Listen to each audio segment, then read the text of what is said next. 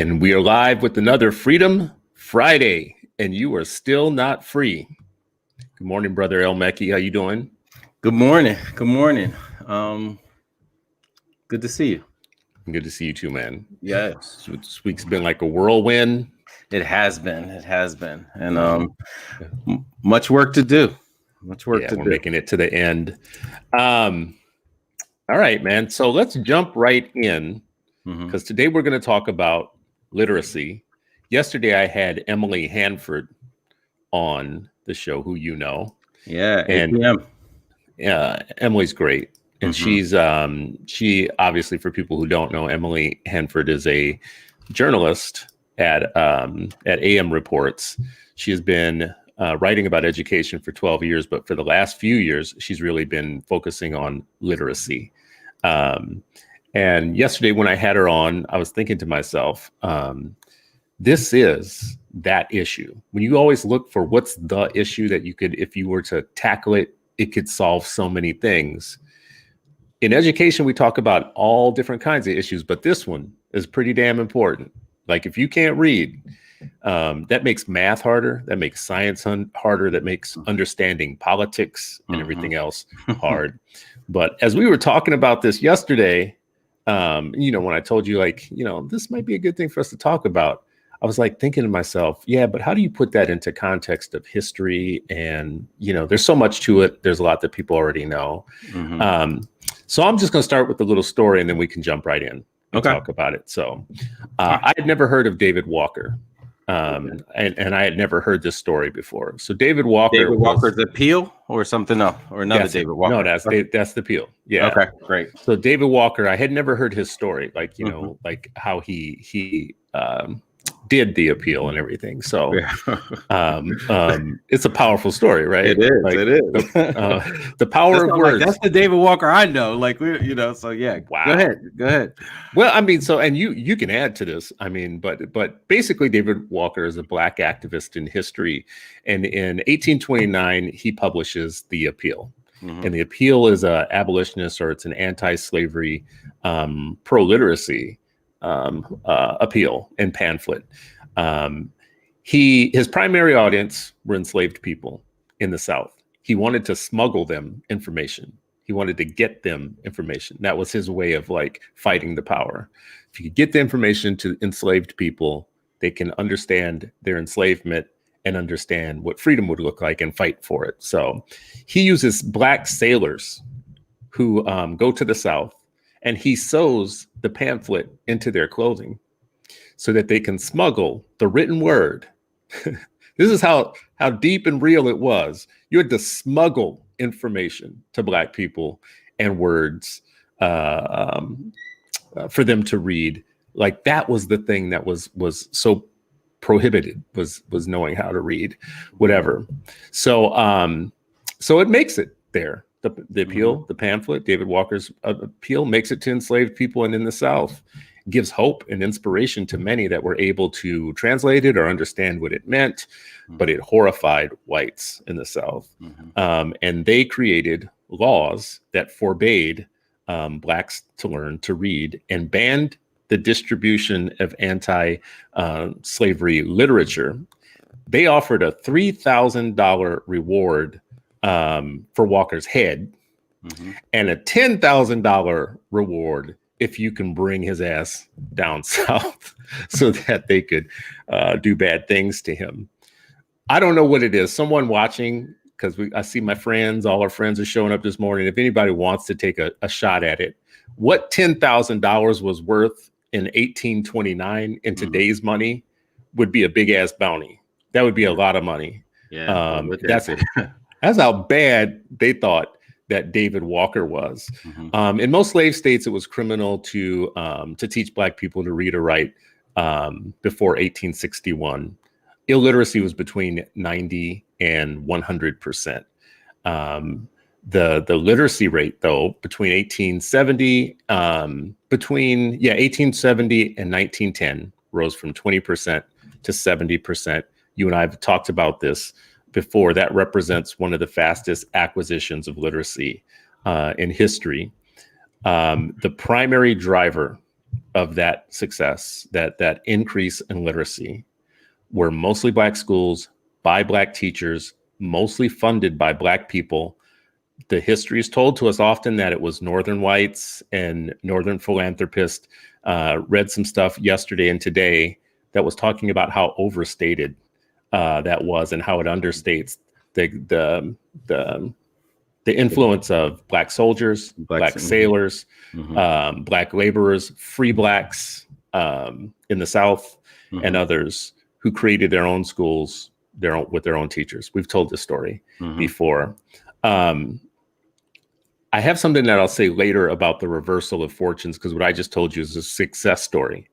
But you have to understand between then and today, something happened. Because today, when we think about people in jail and the illiteracy rate of people in jail, and when we think about the national reading proficiency rate being 18% for Black kids, you have to ask yourself, okay, what happened? Something happened between the time we had the fastest acquisition in literacy when we were our poorest and our most traumatized to now when we are richer than we've ever been and more powerful than we've ever been.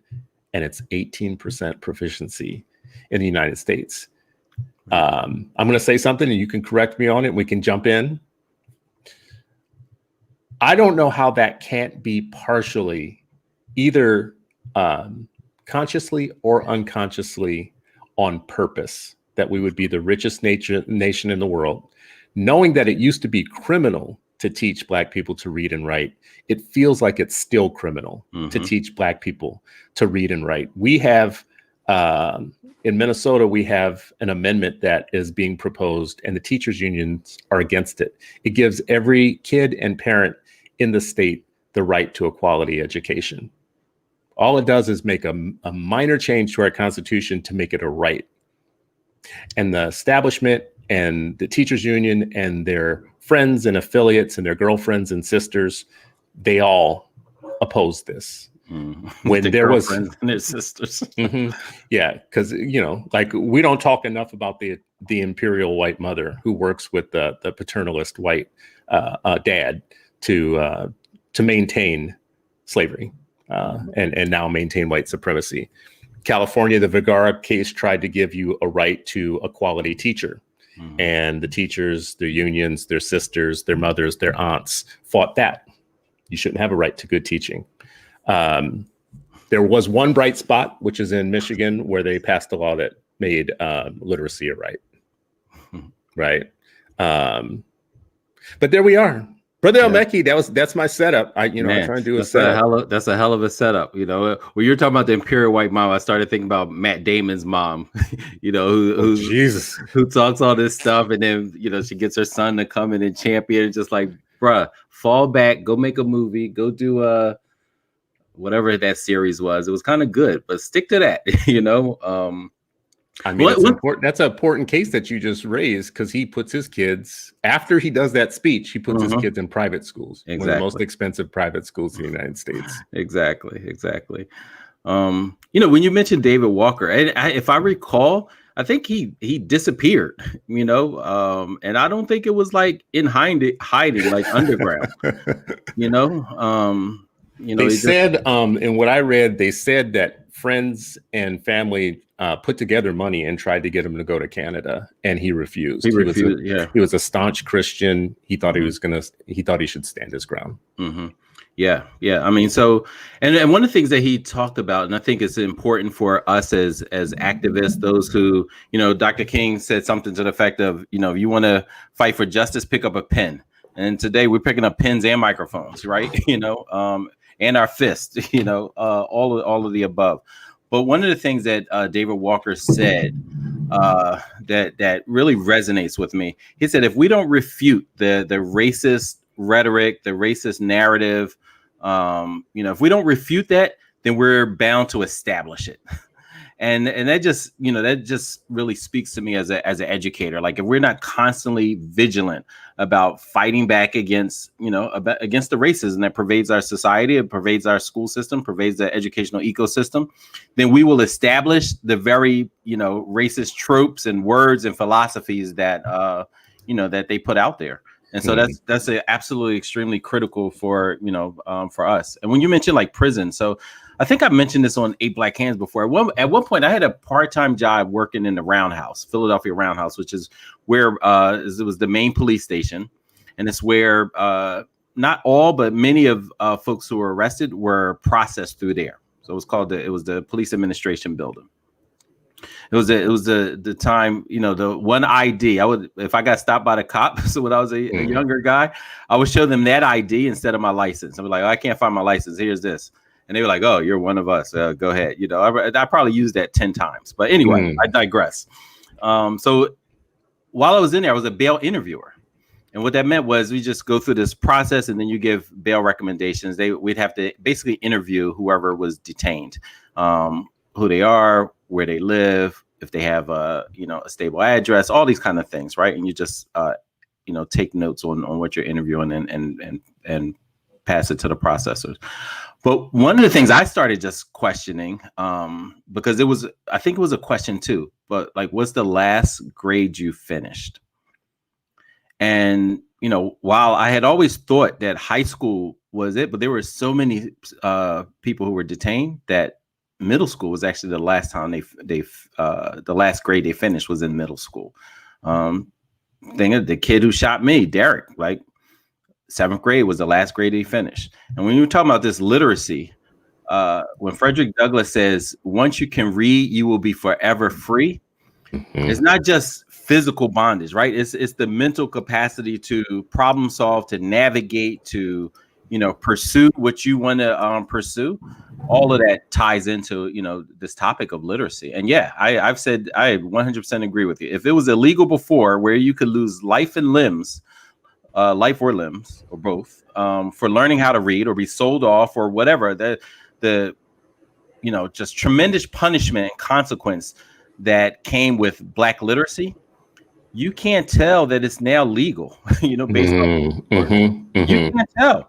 With 80%, across the country not being proficient. And this is what I love about Dr. Alfred Tatum out of Detroit. He says, he doesn't even want to hear about proficiency in reading. He says there's no reason, and he's specifically like really targets Black boys. He said there's no reason that they shouldn't be advanced, and that everybody who's working with them doesn't have that as the goal, doesn't have that as these high expectations. But yeah, I think some of it is not only low expectations, but lower actions, low efficacy. It doesn't feel like it's our primary political motive anymore. It feels like when we look at history, it was seen as the strategy, the fundamental, right? Like it was the core strategy. Yeah, it was the core of the work. Like literate, like we got to get everybody to be literate. Now, how can it be if people aren't even as I'm sure you discussed with Emily. I can't wait to watch it this weekend. Like people don't even learn how to teach reading. You get all these folks with degrees in reading and will come out and tell you, well, I don't know how to teach reading. Like I've interviewed, folks who had like reading certificates as a principal, and they would sit there and I asked them a few questions, and it's obvious, like, yo, you don't know anything about reading, and I'm grateful. Like at Shoemaker, we had Megan Zor, who was just not only was she, our reading specialist, but this woman was hungry to learn more about reading. Like she would study and learn and read. And I would get so excited because you're like, Elmeki, hey, we were doing this a little bit wrong. If we tweak this, we can do this better.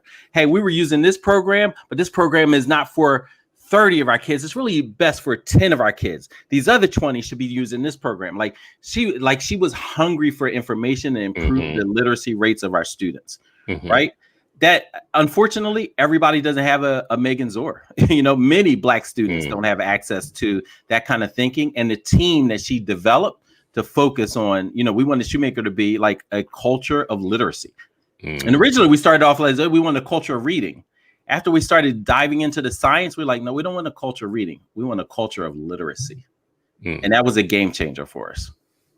Yeah, I think people aren't real clear on the difference between reading and literacy, comprehension, proficiency. There are all these different ways that you could describe what we're talking about. And if you're a layperson and you don't sit and live in this every day, some of those things are going to, throw you off track. So to keep it very basic and very simple, when we have all these things like basic and approaching basic and, almost proficient and kind of proficient, I make fun of this all the time. But really, when you look at the criteria beneath those, it does come down to, can you read complex text and understand what it's telling you and sustain it over multiple passages?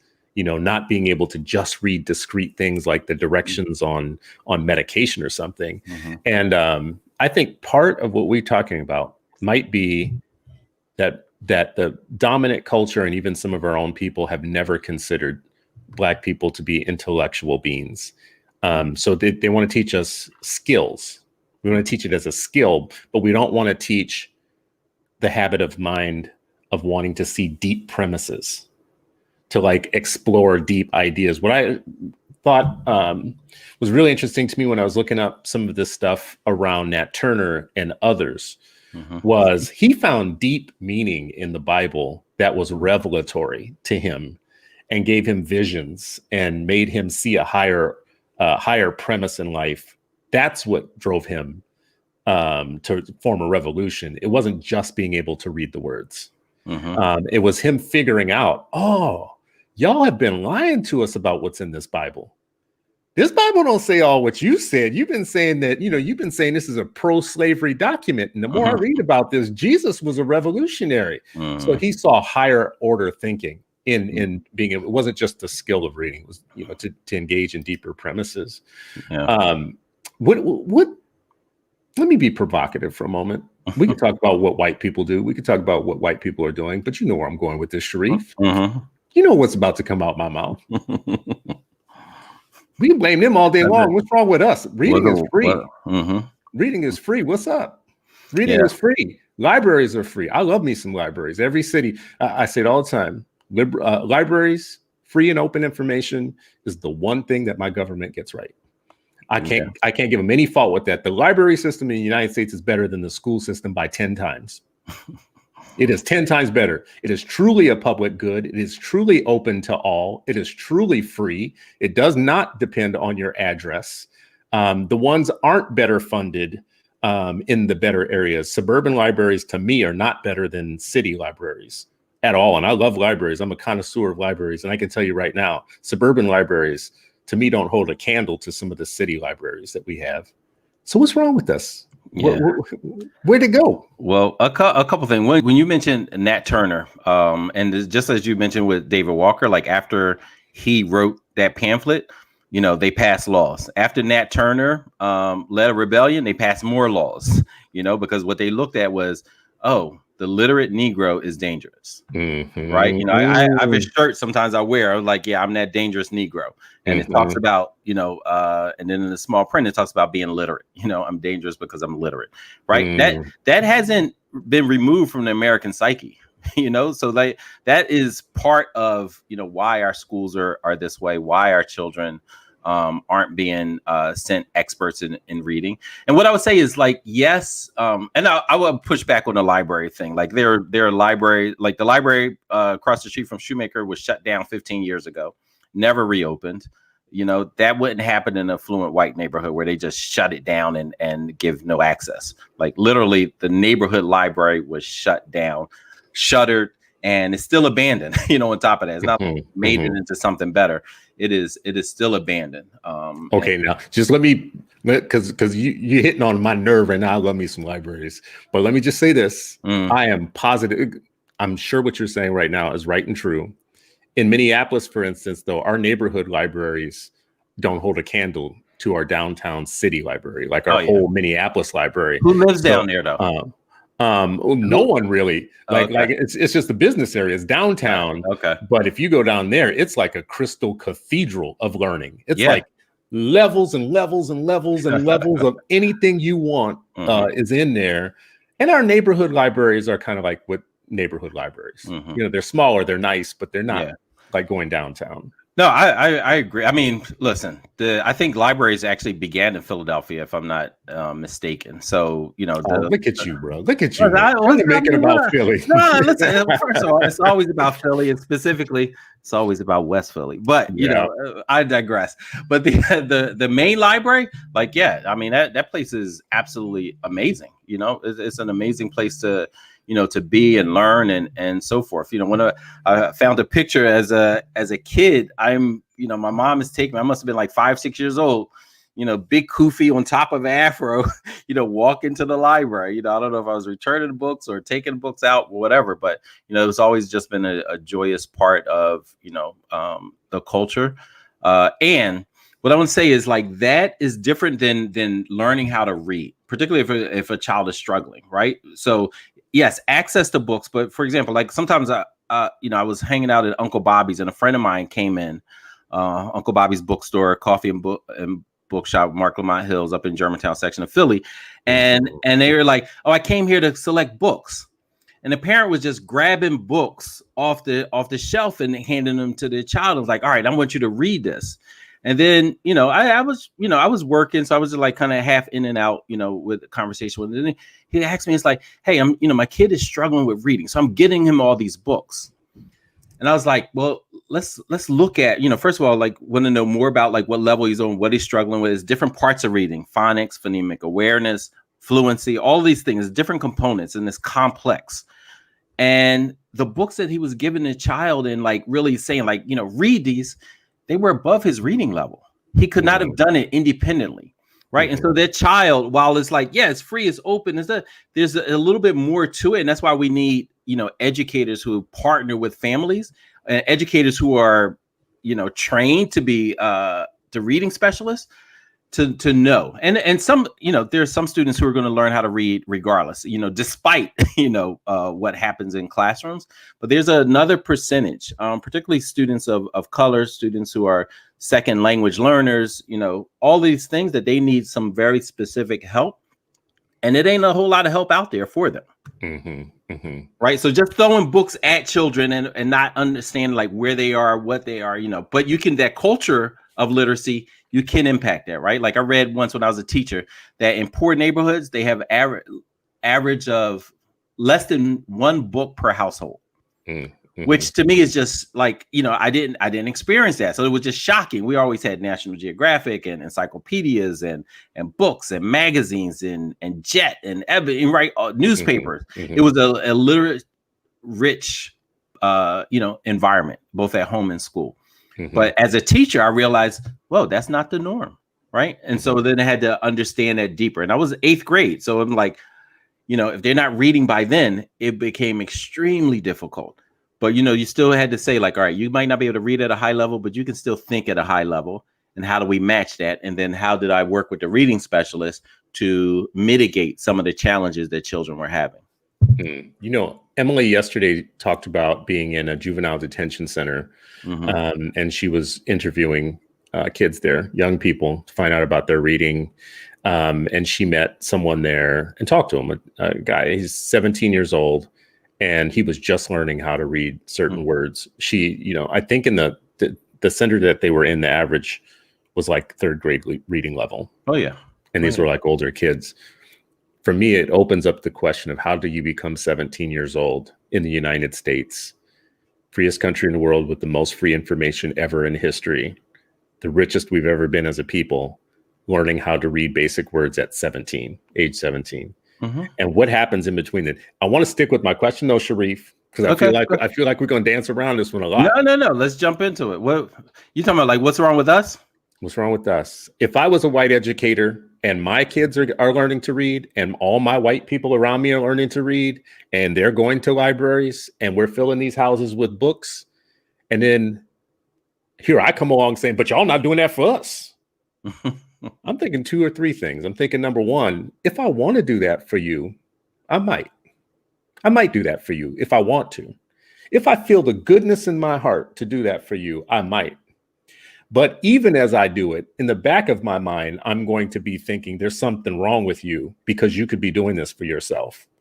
Like I said, information is free. Now I'm being the devil's advocate a little bit here, and I should say the not God advocate, because I hate saying devil's advocate. I'm never being the real devil's advocate, but I'm being the not God advocate, just in saying to you, the longer you continue to expect another people to give you what you don't have, but is available to you for free, the longer you remain mentally enslaved. So I'm wondering, there are a few things where I think hopeful signs. Every time that I've been in Busboys and Poets store in DC, it's like a joy for me because we don't have that here where I live, and it's great food, it's culture, it's everything mixed. It is a Black version of our own intellectual kind of cafe capacity. There is a nation of independent Black bookstores. There's lists of them. People can go and look. You don't have to buy from Amazon all the time. You can buy from independent Black bookstores nationally. But they're all starving. Yeah.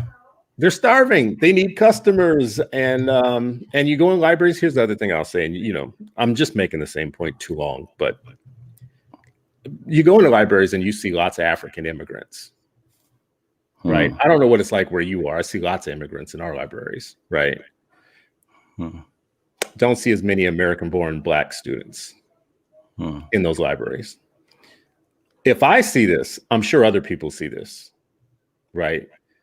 I don't know that we have a way to win in literacy or anything else by demanding or begging other people to teach us to read. Listen, I mean, what you say, like, I hear where you're coming from, and I agree. In so many circumstances, like our self-determination is tied to us being highly literate. Also just want to, and this, but just the adding the nuance of both for our states, 96% of the people in the classroom with our students are white.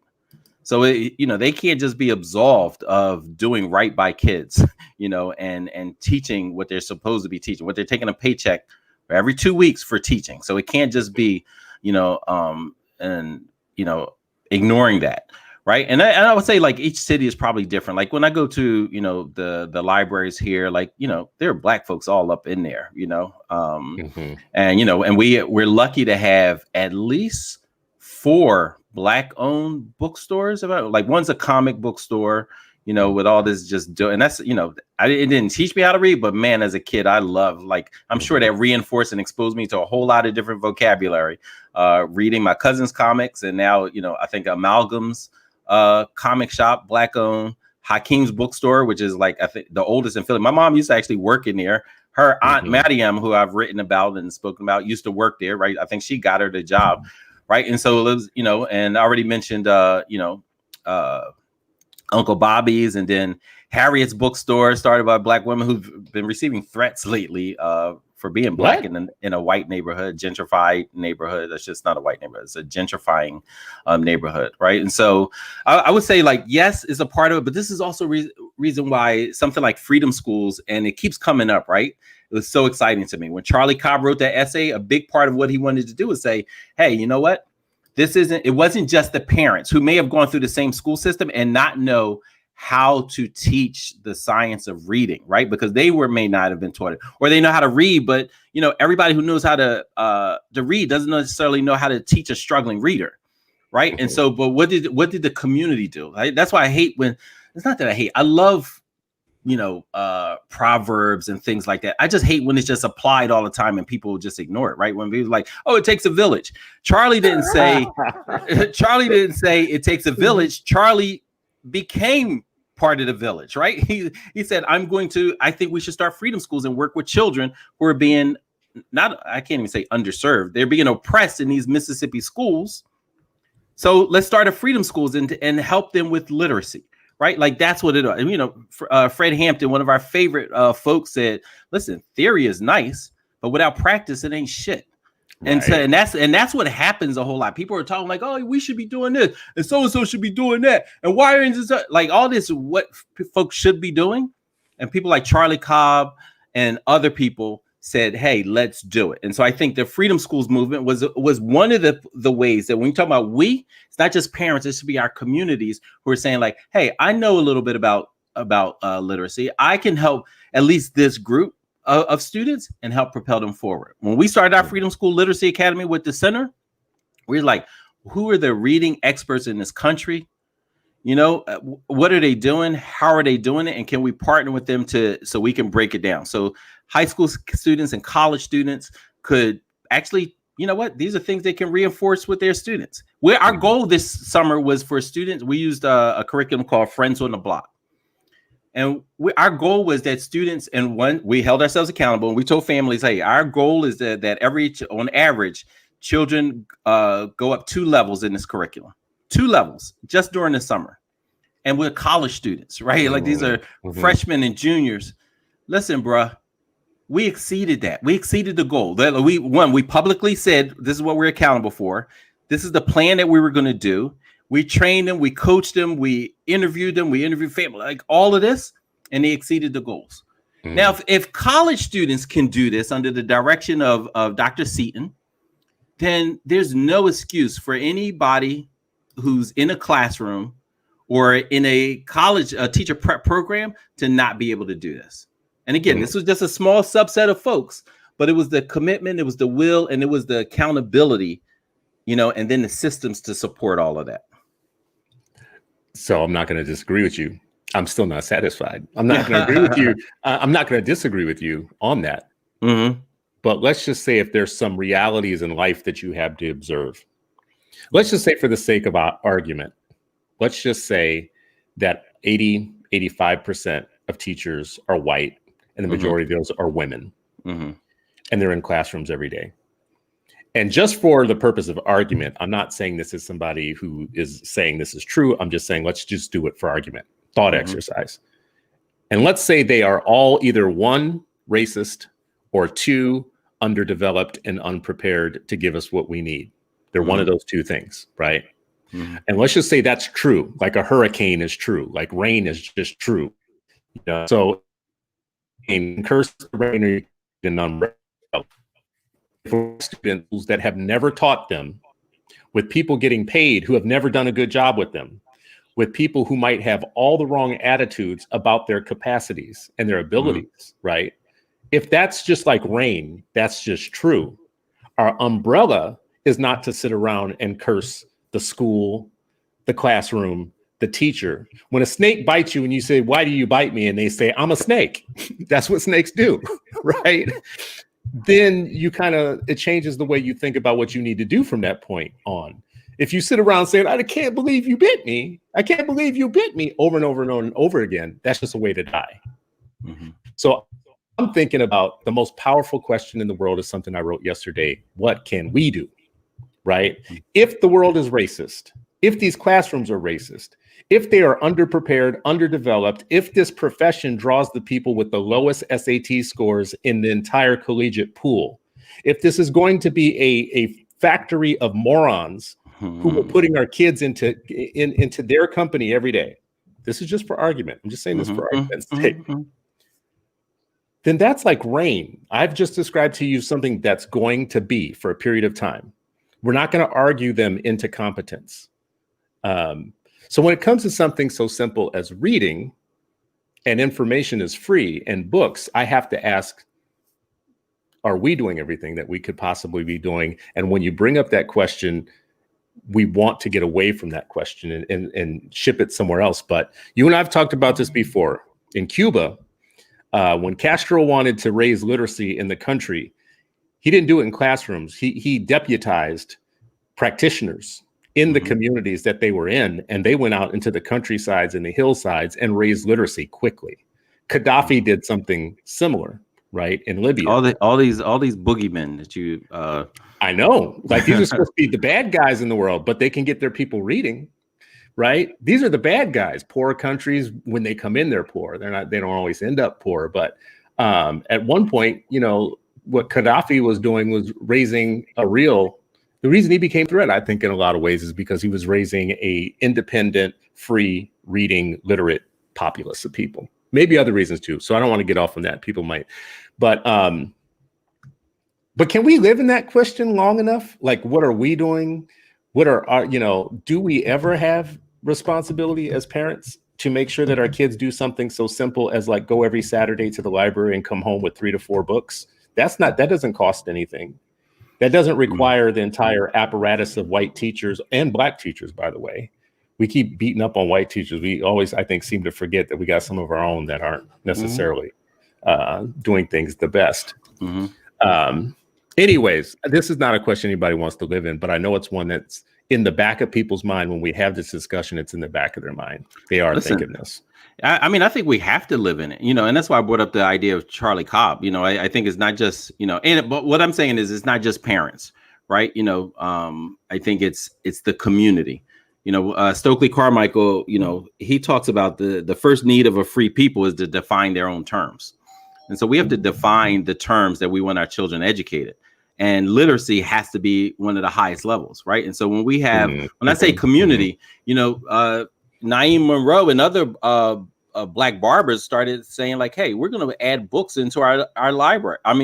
in our barbershops. And we're going to talk about literacy when the children come through. We're not just saying, oh, parents do this and everybody else, we just do whatever. We're saying, oh, this is a collective effort and collective accountability. And so when I go in Naeem's bookstore and he has books there and children are sitting on the couch and reading them, or somebody's reading to them, that's part of the communal effort, right? When we partner with Naeem to say, hey, we're going to pay you, give us tickets for free free haircuts for black boys who read certain amount of levels, certain amount of pages or steps. I forget how Zora had it hooked up, but students read a certain amount. They got a coupon and they went in and got a free barbershop or a free haircut, right? Like, so these are the different ways of creative ways. It's just the increase of literacy and remember, just grabbing 3 books.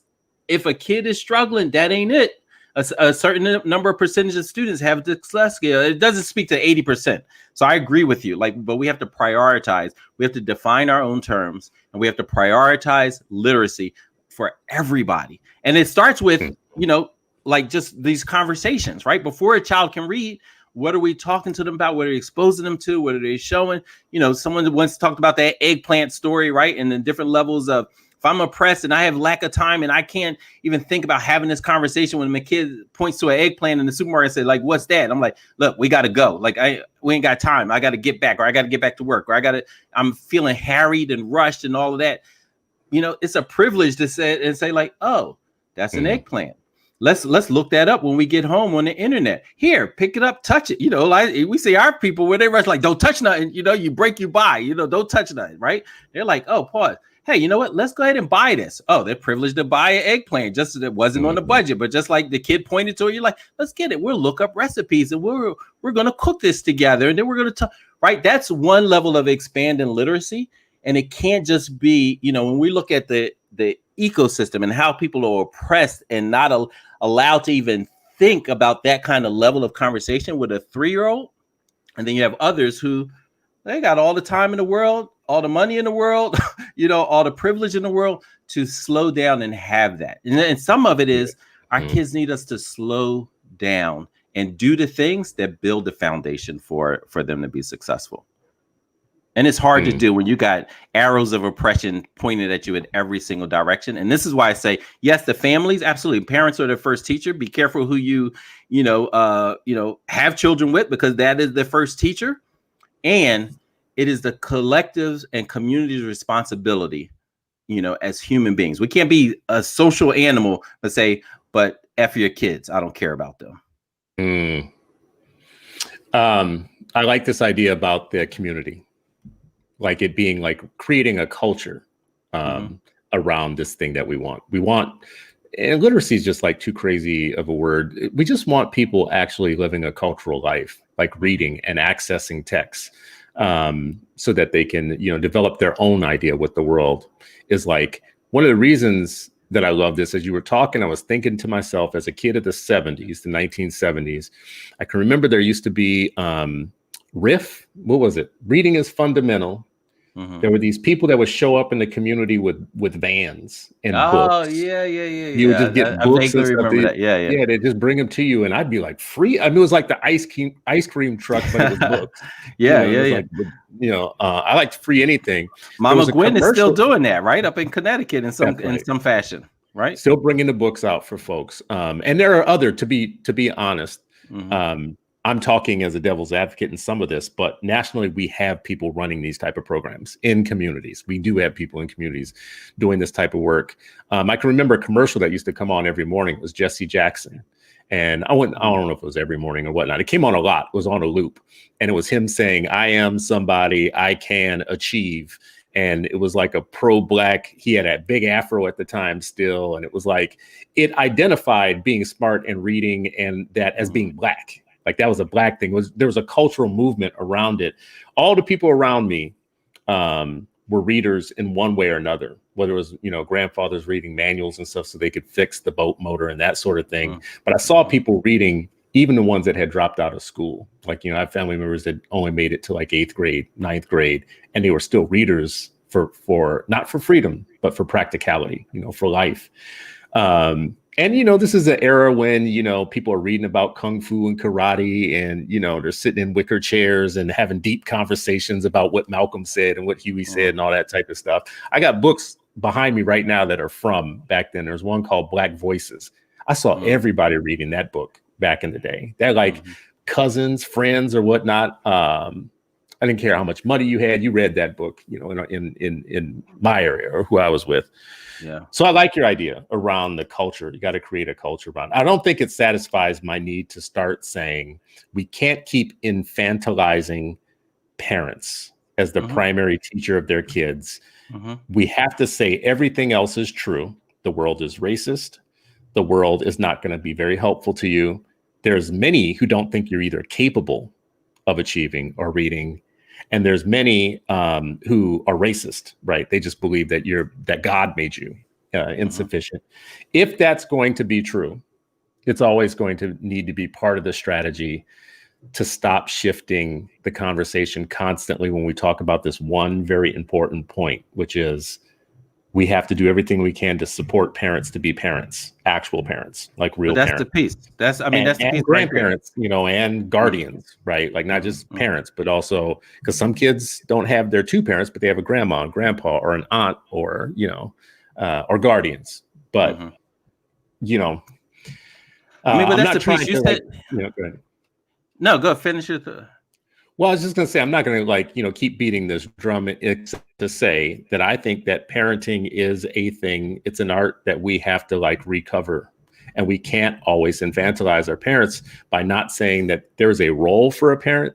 There is a responsibility for a parent. And then there are rights. Parents have rights. But before you can get to your parental rights, you have to be taking those other two R's up first.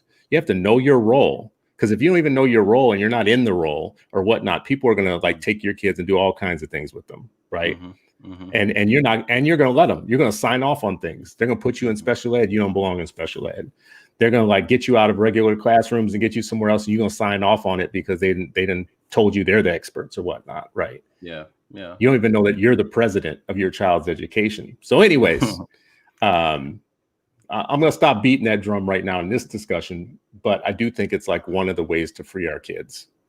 Yeah. I mean, I think, you said something in there that I think I just want to highlight. You said, how do we support parents to be able to do that? Right. And if we look at, again, this Sankofa moment that we should be using during this pandemic and all times, but particularly now, if we look back so that we can move forward, what we saw was even illiterate parents, in the late 1800s, Black parents it was illegal for them a couple hours before to learn how to read. Even if they weren't, some of them were in classrooms right next to kids, right? So let's say that. But even if they weren't, they knew that there was going to be like master level folks in their community, who were going to help in with that. And so their role may have been making sure that the child is at school every day. Right. Folks usually talk to me about, a parental engagement. I'm we got 95% attendance. So even if I don't see that parent today, Like that, to me, that's a high level parental engagement, because somebody got Raheem up that morning and made sure they got to school. Right. And so, like, one, redefining, what that means. Again, back to the terms that Stokely was talking about. And when I think about, again, this community piece, it doesn't absolve parents, right? Parents are part of the community. But when I would, went to a Head Start type of program, it was the Black Panther Party, right? Like, it was my cousins, Dr. Suzette Hakeem. We would go, bunch of little black children would be on her indoor porch being taught. And I told you how we learned the alphabet back in the day, right? The abaca, right? Like tied to phonics. Like that was part of our reading. It didn't mean that my mom wasn't also doing a bunch of stuff for literacy, but there was a community. We would go there as Black children, as 4-year-olds, right? 3-year-olds, and sit there and learn how to read using this phonics program at a Black Panther Party home, right? And then the other thing that reminded me, when you talk about like these books that are just like everybody's reading, that was probably my parents. Both of them would talk about their fondness, this political education. Like, every Panther had a set of books that they all read. Right. Like, and they would distribute. Right. And then part of the thing, and you see every liberatory movement with Black folks, one of the things they would do is what? They would publish a newspaper, whether it's the Black Panther Party's newspaper, with Emery's beautiful artwork and just articles and announcements, whether it was North Star by Frederick Douglass and his team, right? David Walker, the pamphlet, it was always publishing something to get in the hands of the people. Final Call started, right? Malcolm talked about, like, getting those papers out, right? Like, and so that kind of thing is what I mean by, like, the community's response to literacy. But in order to access that stuff, you had to be literate. And my favorite T-shirt that I have in my wardrobe is "The revolution will be literate." And that's I think that's the revolution will be literate. We got to sell our T-shirts, man. Yeah. I think that's so powerful. Let me ask you a question then. Okay. Because we're going to keep going round and round on this. Our earliest people where we started in history, they were clear on the fact that reading, didn't care what level you were at.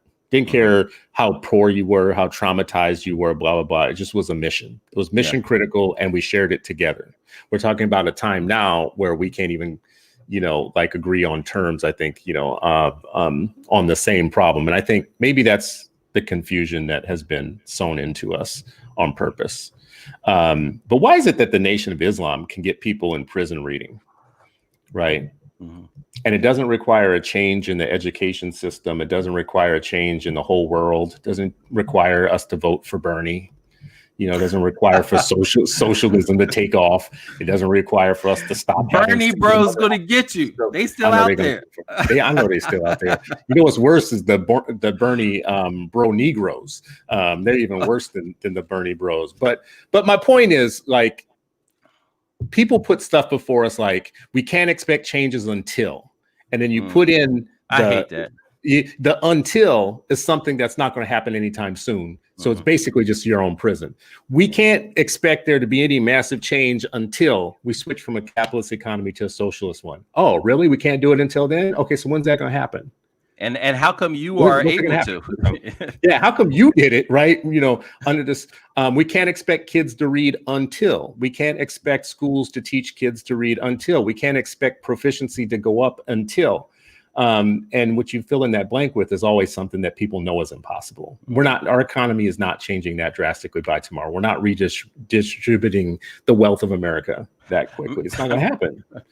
Listen, man, if educators and those who say they, promote education, if it was a football team, they'd all be punters, because that's their favorite. Hike, punt that ball down there. You know what I mean? That way I ain't got to touch it, right? Like that's the name of the game, unfortunately. But when you ask, like, the nation and other folks, like, it because they practice Kujichagulia, they practice self-determination, and you combine that with love for your people and understanding that literacy is tied to what Frederick Douglass said. This is tied to your freedom. When Dr. Howard Fuller reminds us, like, we're liberated but not yet free. The not yet free is tied to literacy. We're not yet literate. We've been liberated, but we're not yet literate. right? And so when I think about, and you and I have talked about this offline, like, like in Islam, for example, the first word of the scripture was Iqra, which means read. That was the first word that was revealed, as scripture. It was read. Like, that's the level of importance that, that also when you're talking about the nation that they were likely drawing from, that's the first word of the Quran, of the scripture. The second piece, and I gave you this story, during, early days of Islam, political, a lot of them were poor, the things that we're talking about, they were poor, just like most religions. The people who flock to it first are the disenfranchised, right? Like, it's supposed to support them and help them, and resist and help to cure the oppressors, hopefully, right? But the oppressors were attacking this band of Muslims, and guess what? They would become political prisoners, and the Muslims would say, if you teach 10 people how to read, teach 10 Muslims how to read, we'll set you free. Right? You just tried to kill us on the battlefield. But literacy in our community is so important that we will release you if you teach 10 people how to read. Right? Like, that's the level of importance. Imagine if we had that same type of, we're thinking about mass incarceration, all the people that are in there for nonviolent crimes, and the ones who are illiterate. Suppose it was that, each one teach one, each one teach 10, each one teach 1,000 idea that, this actually, this is your community service. You hear about community service, go clean up in that park and go do that and go do. Suppose community service was actually tied to supporting somebody in your community with their literacy. And this is why in Freedom Schools, we wanted, we used the Philadelphia Freedom Schools version where you have the college students as well as the high school students. Because no matter what, even if these young folks don't become teachers, they would have learned some of the basic skills and how to teach first, second, and third graders how to read. They're not going to be experts, but they're going to at least they're going to master some of these strategies, and it's something they could use with their younger brother, younger sibling, cousins, neighbor, their own children down the line. A question for you: if we wanted a cultural movement around literacy itself, to go along with these other movements that we have around social justice, around kind of police reform and everything else, but we wanted a literacy movement that was cultural specifically to Black folks. What do you think? What books do you think should be in the Black canon? What are ones, like a handful of books that you for sure think should be in the Black canon? Every Black household should have these 3 books or 4 books or whatever. And you're talking about for children or for adults? For all, just for a household, in the old days, just like my dad had a lot of books, right? What they should read. I mean, they got access to internet and everything else. Like, I didn't when I was a kid. We didn't have internets. We had books. We had encyclopedias. Yeah.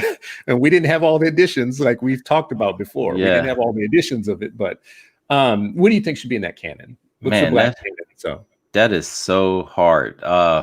3 books. So I would definitely say the autobiography of Malcolm X, because it just talks about, one, his how he got turned off. We talk about, before, schooling versus education and what that means. He got turned off from schooling, and particularly the racist schooling, and, his evolution. It wasn't that he was illiterate before. He was a class president in the 8th grade, but he got turned off from it. Right. And so just this entire evolution and thinking and the political education that he went on. So that would definitely be one. Another one, I have my favorites. I don't know if they would be the canon for for everybody. Yeah, that's hard, man. Oh man, that was so hard. I would add, I always go back to Cheek Anta. So Civilization or Barbarism is a must read.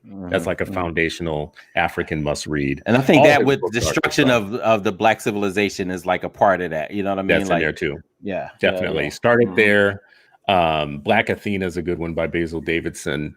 In America, I think Before the Mayflower is an absolute must read. You can't get away with not reading that one. For some, it might be the ISIS Papers. Not everybody's ready for that. Not everybody's ready for that. Not everybody's ready for that. I do think what I mentioned before, Black Voices, Blueprint for Black Power. I think Derek Bell. Definitely Derek Bell's. Yeah. Faces at the Bottom of the Well. And then, some old ones like The Miseducation of the Negro.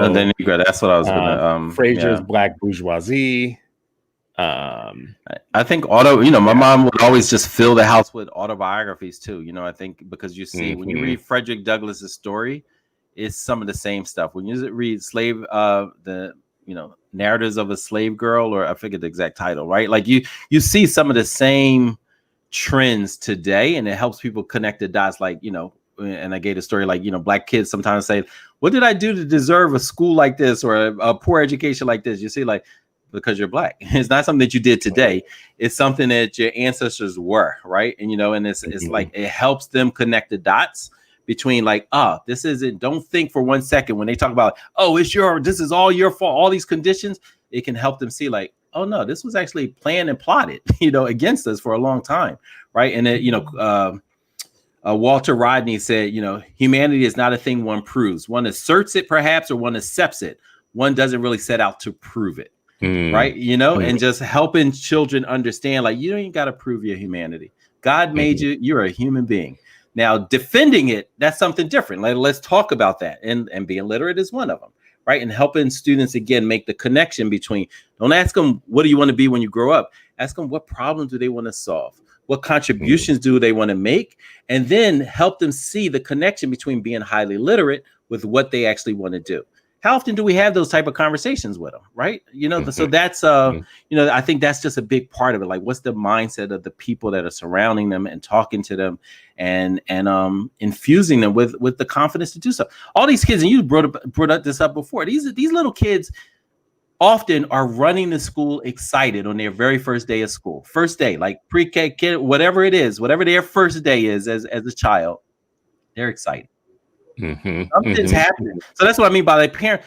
They were excited because they were around their parents. If something happens 8 hours a day times, 5 days a week times, 20 something days a month, something happens. So by the time 3rd and 4th grade hit, when you stop, when you start reading to understand instead of understanding to read, something has happened. The parents are sending these kids whole. I see them all the time. It used to be my favorite time, just visiting school, seeing kids walking, all excited. They're like 4 years old, 5 years old, going, what happened? What happened to that child after that? The parents sent them there excited to learn how to read. Somebody told them, this ain't yours, it's mine. Right? Education isn't yours, it is mine. I am the adult. I own education. Where the kid walked in naively thinking like that they own their education, that they had questions and they had responses and all of that. And that was shut down pretty quickly.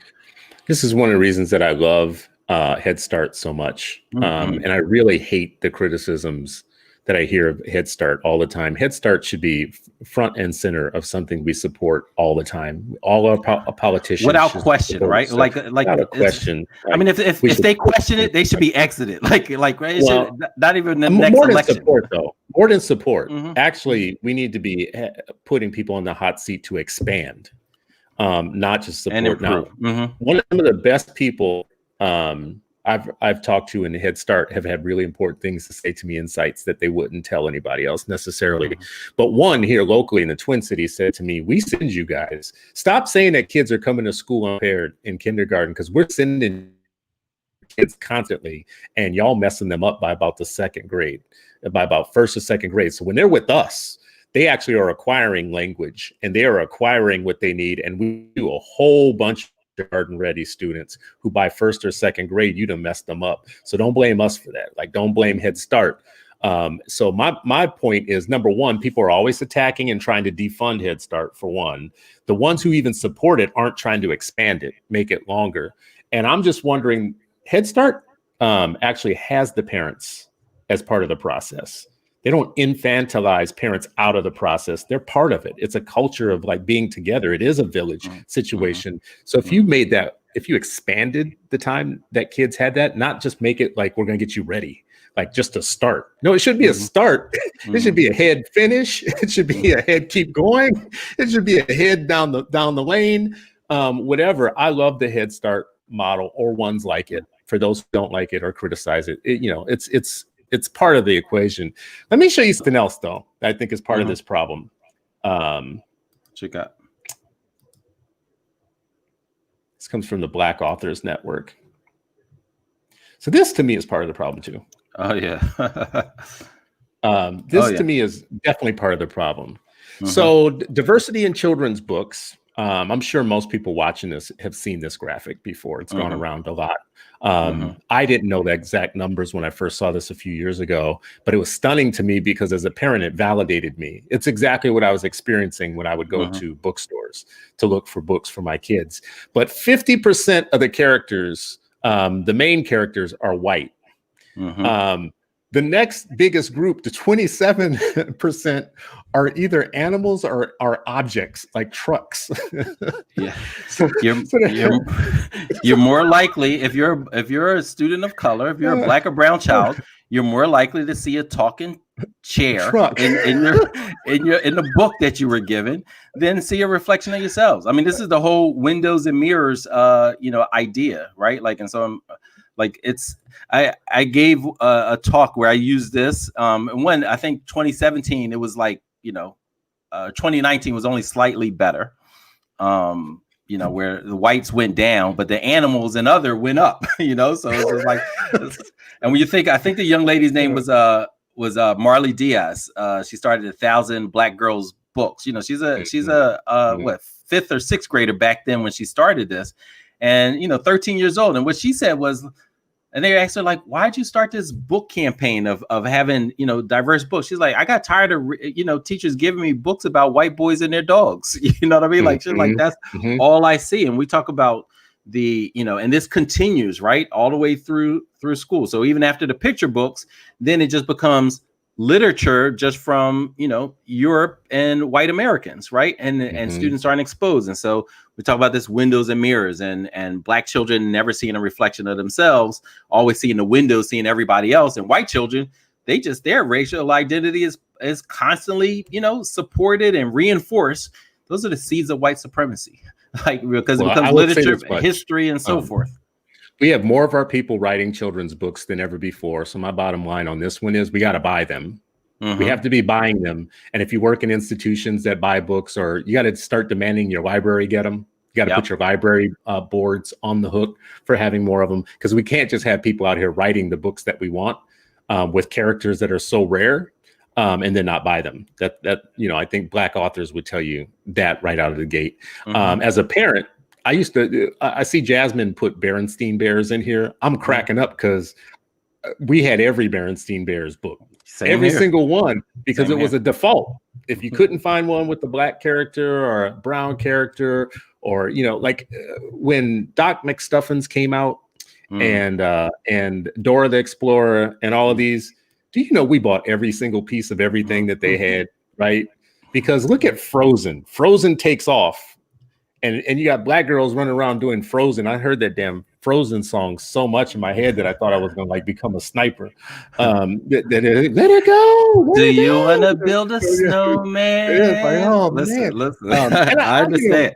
I liked it actually in the beginning because I thought it was, a positive message, but it felt very like, it was like watching another culture type of thing. So when Doc McStuffins and the others, come out, buy every piece of it and do something, contribute to making the market a market. But where do we end on this, man? We're coming up on time, or we're up on time. So where do we land on all of this together? Yeah, I mean, but I also want to just shout out like all the authors, including my wife, Fatima, who, I think she published 5 books, and one of them, and it was interesting, she was publishing a book, and Zainab, my daughter, was like, hey, I want you to write a book about me. And she did. And then what does Zainab start doing now as a 5 years? She's always writing books, and she used every staple in the house, right? Staple and paper together, doing books, right? Like, and so I think that imagery and that representation is really important. I think how we end is one, like Black literacy. I used to use that hashtag. I want to, I think is that vital, and that should be, as you said, it should be a fundamental core part of the work that we're doing. And if whatever we're doing, if we're not centering or talking about and addressing the literacy rates, where 80% of our children aren't reading on grade level, like that is the fundamental issue. That is what will lead to students being disinvested, and them not seeing, the struggle. And we got to do better. All the adults are responsible for it. Parents, yes.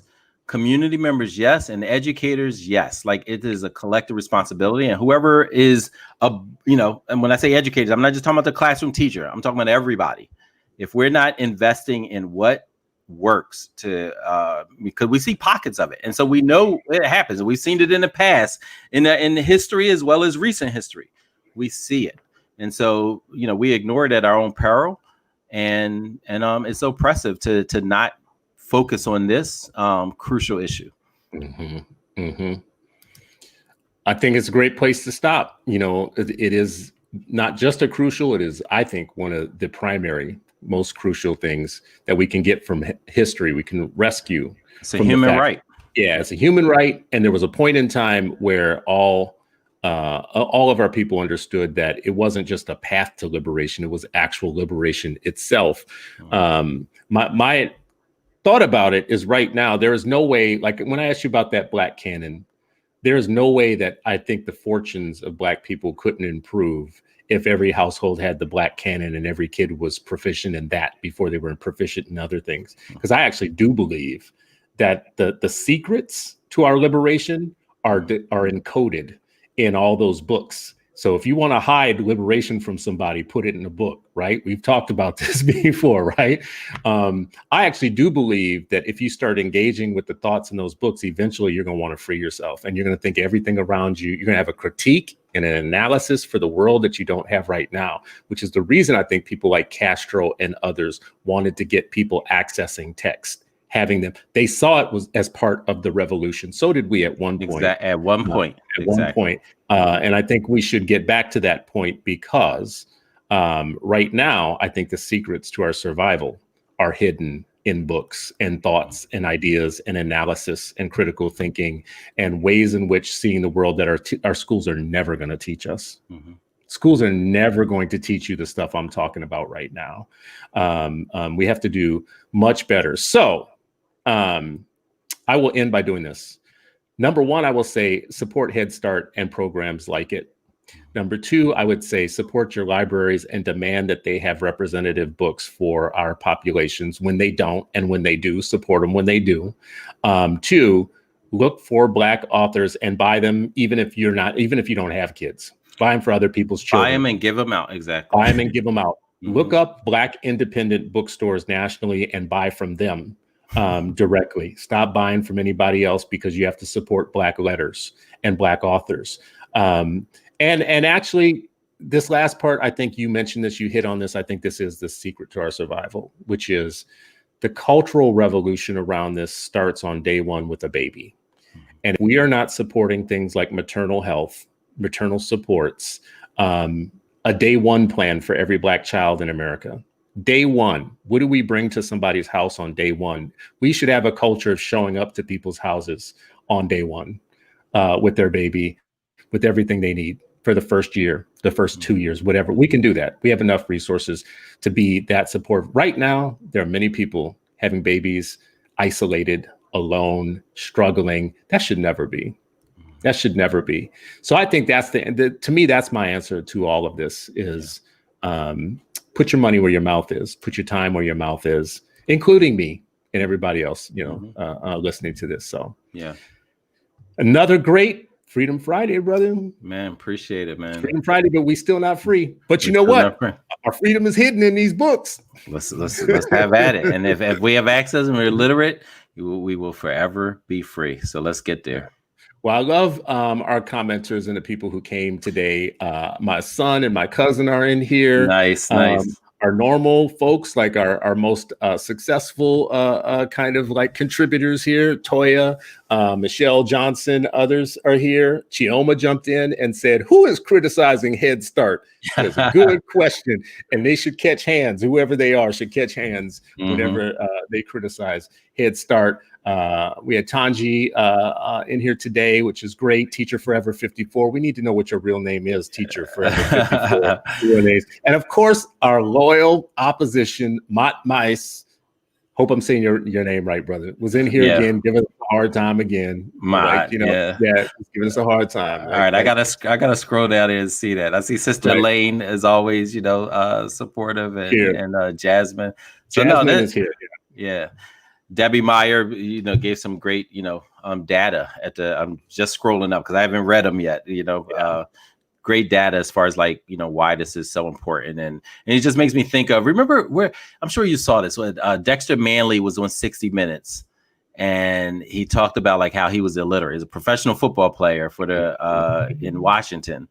And, like, I can't remember if I was a teacher then or not, but it just like drove home that it didn't matter, like wealthy, whatever, like nobody cared enough to make sure that young man was literate. It was just like, how else can we use you? We don't forget your reading skills, right? And just like, how often does that happen without the millions of paycheck? For the most part, it's negligible. It's the exact opposite, right? And so, just it's important, and it doesn't matter if you're, what other skills you have. If you're not literate, you're going to fall short of your own aspirations and dreams. Yeah, we need our people to stop walking around talking about, quoting Audre Lorde. That which part? They walk around talking about the same tool. Yeah, the oppressor's never gonna give you the tools you need to overthrow them or something. Or you can't tear the oppressor's house down with the oppressors, the master's tools. You can't tear the master's house down with the master's tool. First of all, I think that's inaccurate. Number one. I think you could tear the master's house down with anything that's put in your damn hand. If you're smart enough, you can use whatever. Somebody give you a hammer, you can take that hammer, right, and use that same hammer to build a house or to tear one down. But this, idea around like, people aren't going to give you what you need to overthrow them. That is school. That is education. You're not going to learn anything. Schools don't even teach you the history of schools. Right. That's my first indication that they're not serious, is that you come out ignorant to how schools even started in public education, the history of the thing that is educating you. That's how I know it's a fraud. It's a fake. The whole thing's a fake. Anyways, kids, if you're listening, hate school, go to your libraries. Oh, that's terrible. Anyways, do you want to rebut that before we go out? Because I don't want to leave us on a crazy point. If you want to, listen. I mean, what I would say is that we need more master Black teachers that specialize in reading. And you don't have to be a traditional classroom teacher. We need more people that understand the complexities of reading, of how to read, how to support struggling readers. And we need everybody, whether it's a barbershop, hairdresser, salon, laundromat, wherever Black people and Black children congregate, let's flood it with dope books, bought from dope Black bookstores, and make sure that our children have what they need. But at the end of the day, we need more experts, who have this understanding and can pass it on. Each one teach 1,000. Let's have at it. All right.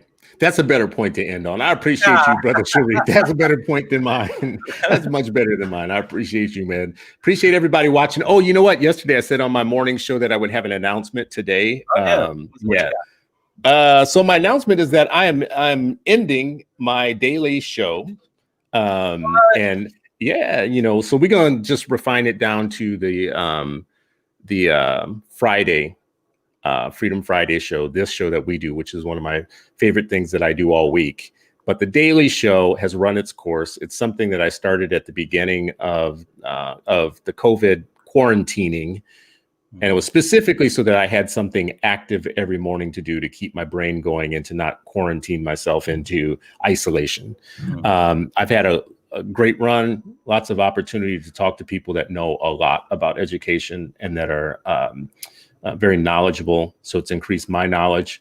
It's built a little bit of community around the issues. So I've had a chance to meet people who come and watch it on a regular basis and get feedback. So I've loved it. I've loved everything about it. But now with the new school year starting and everything, I have to dedicate my time, number one, to my organization, and number two, to all these little people in my house that apparently, we just keep. Anyways, so I got to rededicate myself to all of that. So anyways, that's a big announcement for today. And I appreciate everybody who's come and watched, criticized, supported, whatever. It's been great. And where can they find past episodes? I'm sorry to hear that it's not even. I'm glad Freedom Friday is continuing. I'm glad we did. That this didn't get canceled. No, we're not canceling this. We canceling me. That's great. And then, I think, maybe share with folks where they can find past episodes, because it's a lot of perspectives and just deep, rich conversation that people can tap into, throughout.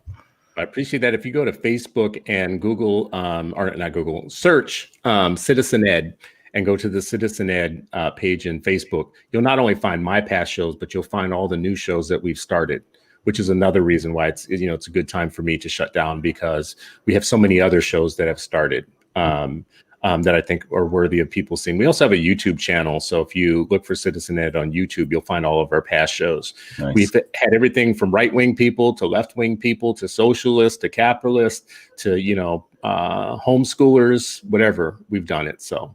And as a follow-up to this, make sure you all listen to Emily Hanford first. I think that's a great thing to listen to right after this this episode. And shout out to Read by Fourth is going to have Emily Hanford later on in October, as part of a panel here with the city's initiative for every student to be able to read by fourth campaign. So looking forward to hearing Emily with your show, and then we'll be having her on a Philadelphia-based panel as well.